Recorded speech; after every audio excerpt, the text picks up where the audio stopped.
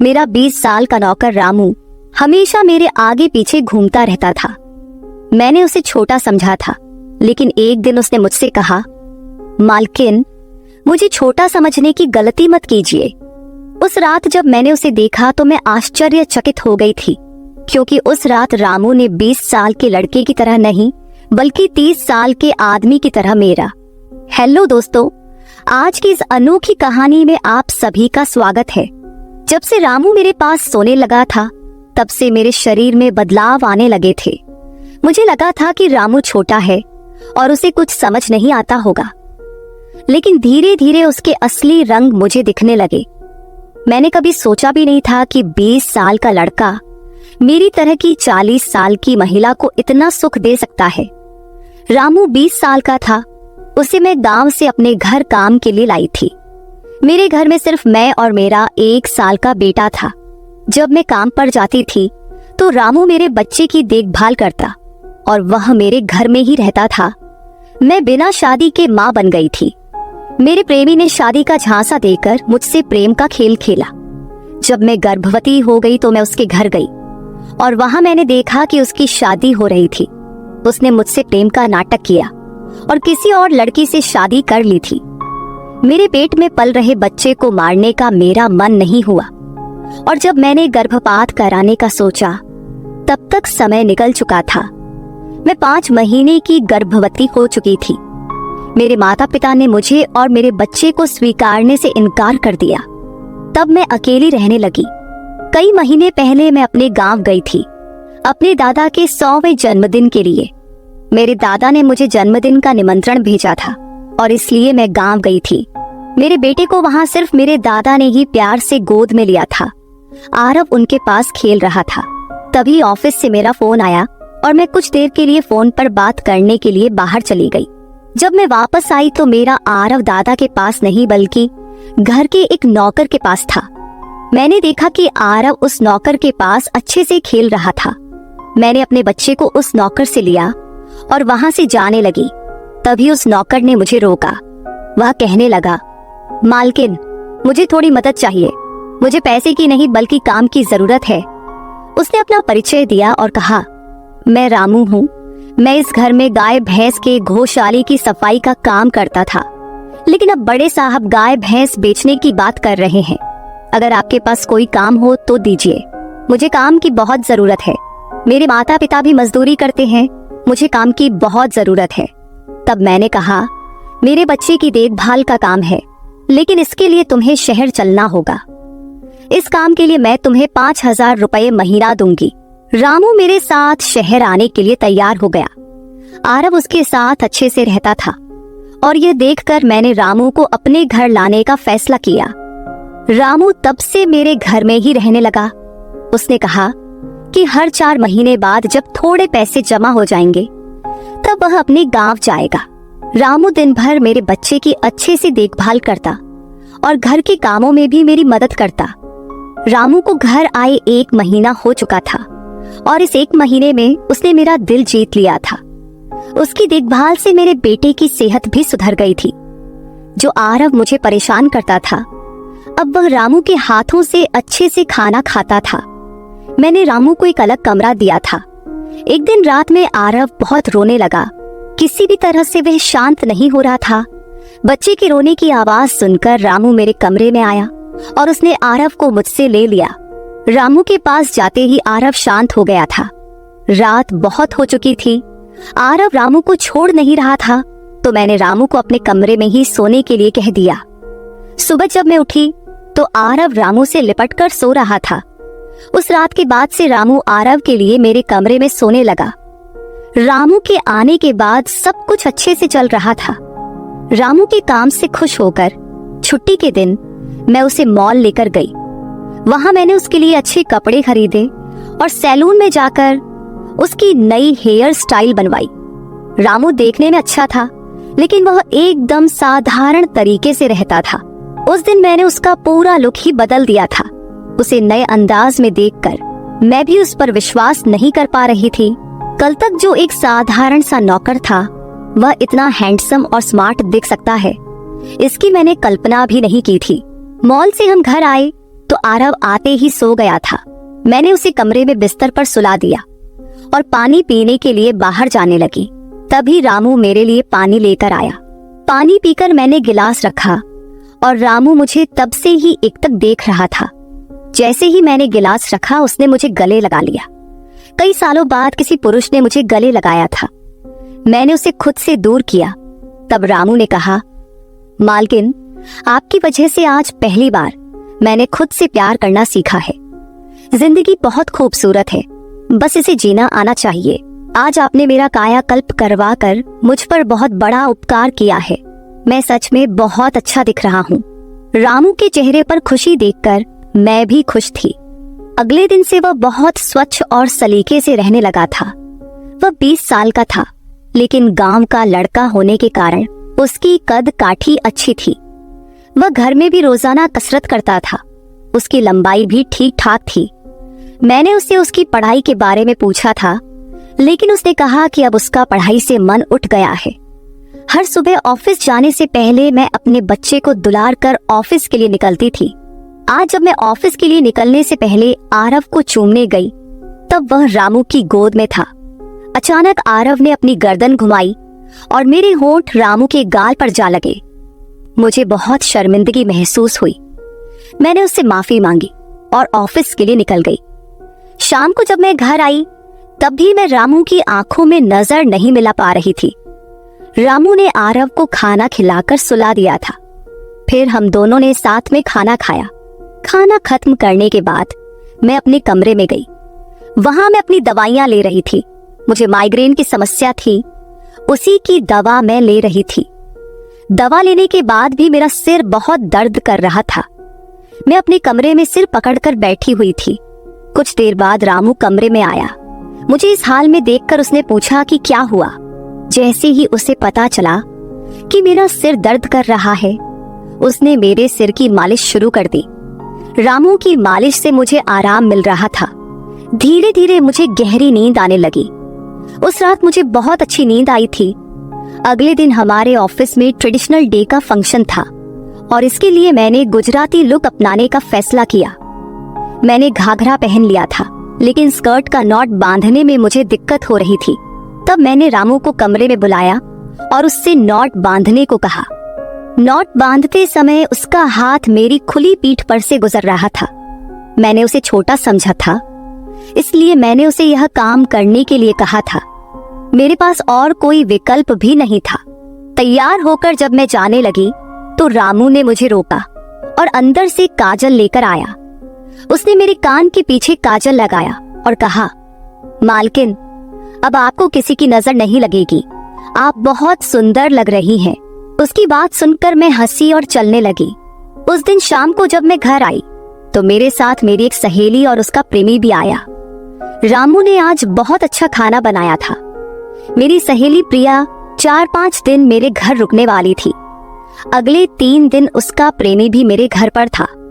अगले दिन रात को रामू ने खाना बनाया और प्रिया और उसके प्रेमी को खाने के लिए बुलाया, लेकिन वे दोनों कमरे में ही ड्रिंक कर रहे थे। प्रिया तो बहुत ज्यादा पी चुकी थी। वह खाना खाए बिना ही सो गई। उसका प्रेमी रोहन हमारे साथ खाना खाने बैठा। उसने कहा, प्राची, तुम प्रिया से भी ज्यादा सुंदर हो। रोहन के बोलते ही रामू उसे गुस्से से देख रहा था।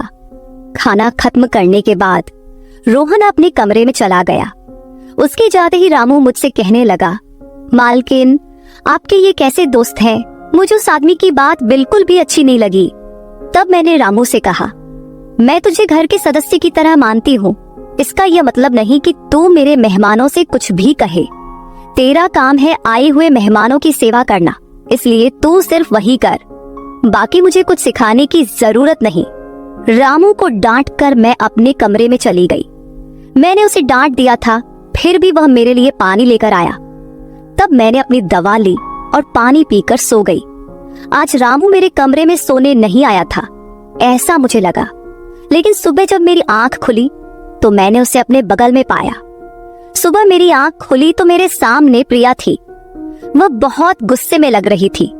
रामू को मेरे सामने लाया गया। उसके हाथ में प्रिया की ओढ़नी बंधी हुई थी।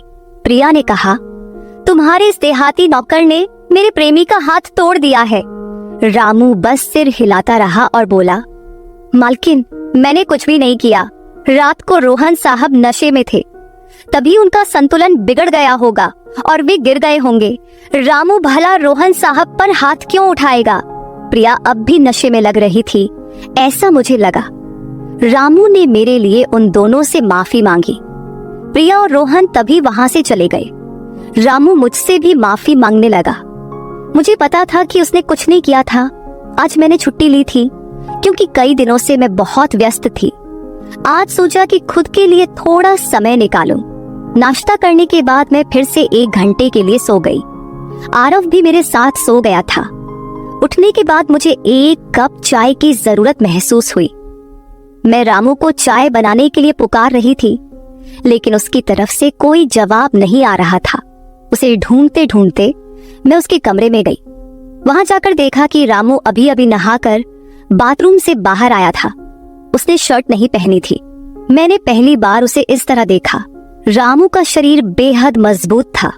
उसका शरीर किसी योद्धा की तरह दिख रहा था। मैं उसे टकटकी लगाकर देख रही थी।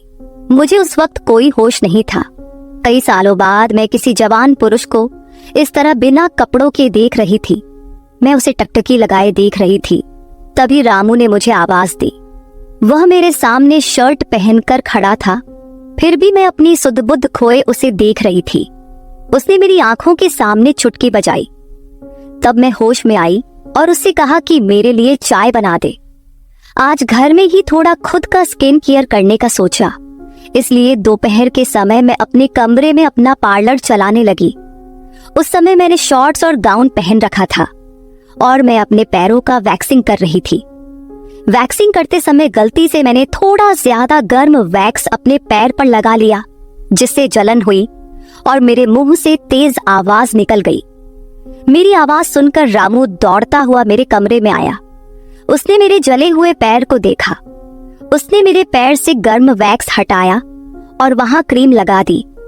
उसके हाथ बार बार मेरे पैर पर अनजाने में फिर रहे थे और उस वक्त मेरे मन में जो भावनाएं उत्पन्न हो रही थी, उन्हें व्यक्त करना मेरे लिए मुश्किल हो रहा था। रामू की नजर मुझ पर पड़ते ही मैं दर्द से कराह उठी। मुझे इस हालत में देखकर उसने कहा, भाई साहब, अब आप बस आराम से लेट जाइए। आपको जो भी करना है मुझे बताइए, मैं आपकी मदद कर दूंगा। मैंने उसे मेरे दूसरे पैर का वैक्सिंग करने को कहा। रामू ने जैसा मैंने बताया वैसा ही किया। उसने मेरे चेहरे की मसाज भी कर दी। उसके स्पर्श से मुझे बहुत आराम मिला। आज का छुट्टी का दिन मेरे लिए आरामदायक बीता। रामू में हर गुण भरा हुआ था। वह किसी भी काम में पीछे नहीं था। आज रात मैंने उसे मेरे कमरे में सोने के लिए मना कर दिया। दिन भर मैं घर में नहीं होती, कम से कम रात को तो मुझे मेरे बच्चे के साथ अकेले समय बिताना चाहिए। हर बार रामू का आना मुझे पसंद नहीं था, इसलिए मैंने उसे कमरे में सोने के लिए मना कर दिया। इस तरह दिन बीतने लगे। कुछ दिनों तक रामू के बिना आरव रात को सो नहीं पाता था, लेकिन धीरे धीरे उसने रोना बंद कर दिया। मुझे अपने अंदर कुछ बदलाव महसूस होने लगे थे। सुबह उठते ही मेरा शरीर बहुत दुखने लगता था। अचानक ये सब क्यों हो रहा है, समझ नहीं आ रहा था। कुछ दिनों में मेरी शारीरिक पीड़ा इतनी बढ़ गई कि मुझे बिस्तर से उठने की भी इच्छा नहीं होती थी। तब मैंने ऑफिस से 1 हफ्ते की छुट्टी ले ली। कुछ दिनों आराम किया, शायद थोड़ा ठीक हो जाऊं। अब पूरा वक्त आरव रामू के साथ रहता था। जब उसे भूख लगती तो वह बीच बीच में मेरे पास आ जाता। आज मैं अपनी कमर पकड़कर बैठी थी। रात को रामू पानी लेकर मेरे कमरे में आया। मेरी कमर पर हाथ देखकर उसने समझ लिया कि मुझे बहुत तकलीफ हो रही है। रामू ने कहा, भाई साहब, अगर आपको कोई आपत्ति ना हो तो मैं आपकी कमर की मालिश कर देता हूँ। मेरी कमर इतनी दुख रही थी कि मैंने उसकी मालिश के लिए हाँ कर दी, लेकिन उससे पहले मैंने अपने कमरे की लाइट बंद कर दी। छोटे 0 बल्ब की रोशनी में मेरी कमर उसे नहीं दिखेगी, इसलिए मैंने कमरे की बड़ी लाइट बंद करके 0 बल्ब जला दिया। वह जब मालिश कर रहा था मुझे बहुत आराम मिल रहा था। मालिश करने से मेरी पीड़ा जैसे झट से गायब हो गई थी। मालिश करते समय रामू ने मुझसे पूछा, भाई साहब, आपको आरव के पिता की कभी याद नहीं आती? आप इतनी सुंदर और जवान होकर भी अभी तक अकेली क्यों हैं? उसके सवाल का मेरे पास कोई सही उत्तर नहीं था। मैंने उससे कहा कि शायद तुम्हारे सवाल का उत्तर मेरे पास नहीं है। उस सवाल पर वहीं विराम लग गया। रामू की मालिश से मुझे अच्छी नींद आ गई थी। अगले 2 दिन बाद वह तारीख थी जब मैंने अपने प्रेमी से मुलाकात की थी। आखिर वह दिन आ ही गया। उस दिन मैंने दिन भर अपने मन को किसी न किसी काम में व्यस्त रखने की कोशिश की, लेकिन रात के अंधेरे में मुझे अपने प्रेमी की बहुत याद आ रही थी। आज वह मेरे साथ नहीं था, लेकिन वह मेरे बच्चे का पिता था। आरव को देखकर मुझे रोज उसकी याद आती थी और आज मैं अपनी भावनाओं को छुपा नहीं पाई।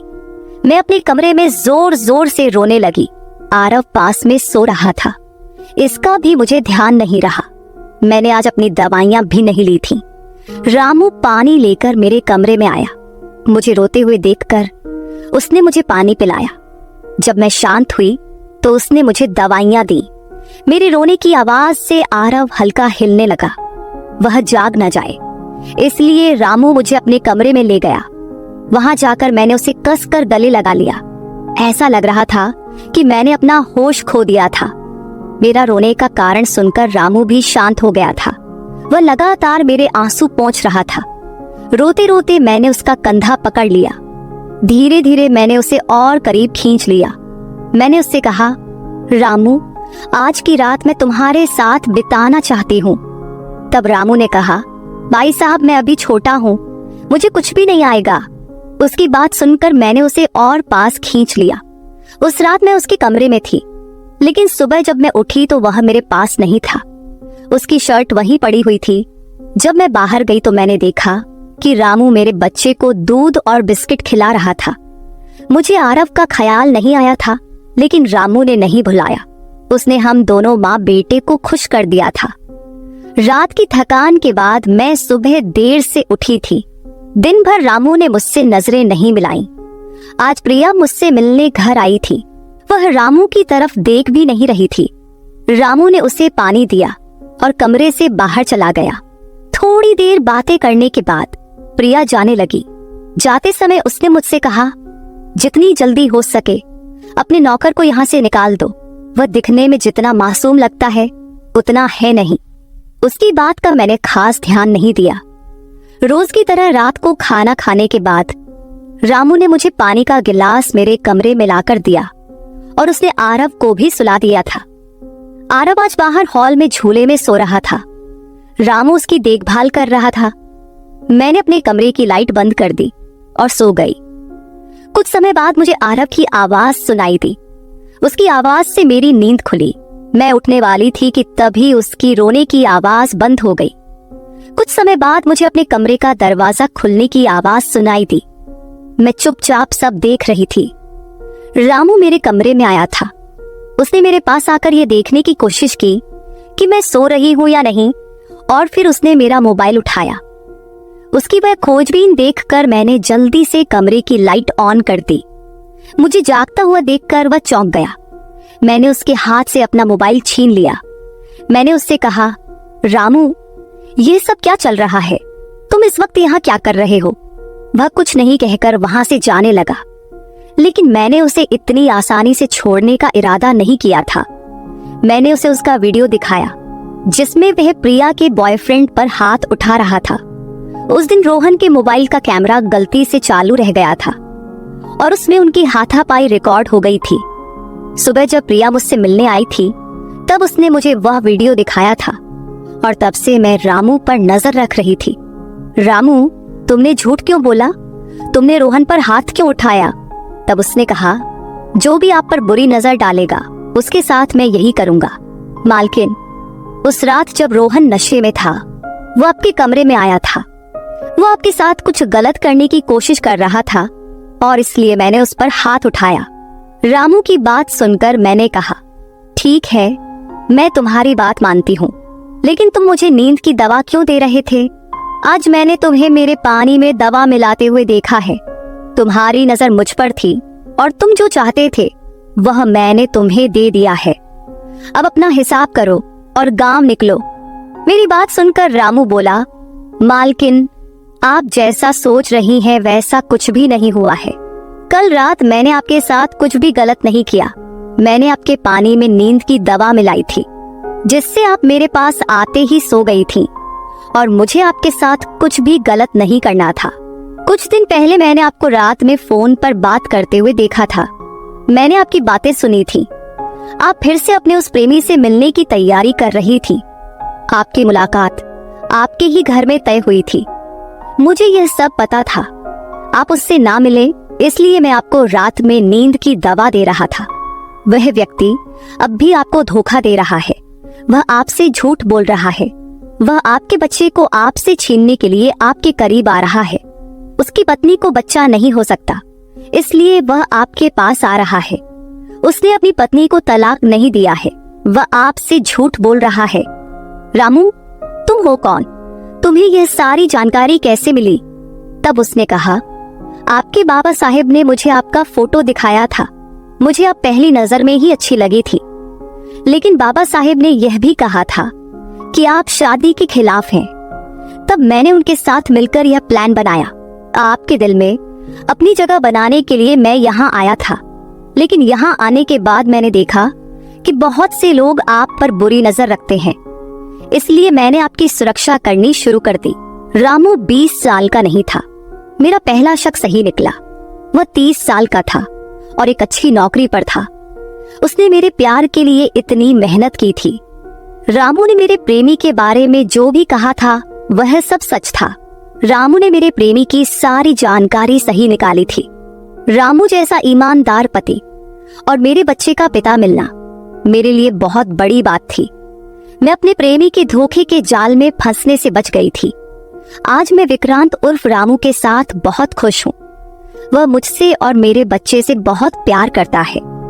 मेरे बाबा साहेब की वजह से आज मेरा परिवार शुरू हुआ। मुझे रामू जैसा पति मिला, ये मेरा सौभाग्य था। दोस्तों, जो आपसे सच्चा प्यार करता है वह किसी भी कठिनाई में आपका साथ नहीं छोड़ता।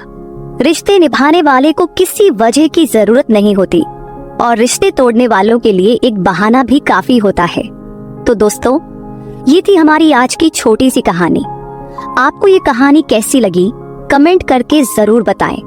अगर आप ऐसी ही और भी इंटरेस्टिंग कहानियां सुनना चाहते हो तो चैनल को सब्सक्राइब जरूर कर ले और बेल नोटिफिकेशन ऑन कर ले, ताकि आपको मेरी आने वाली हर वीडियो समय से मिल सके। कल मिलेंगे एक और वीडियो के साथ। धन्यवाद।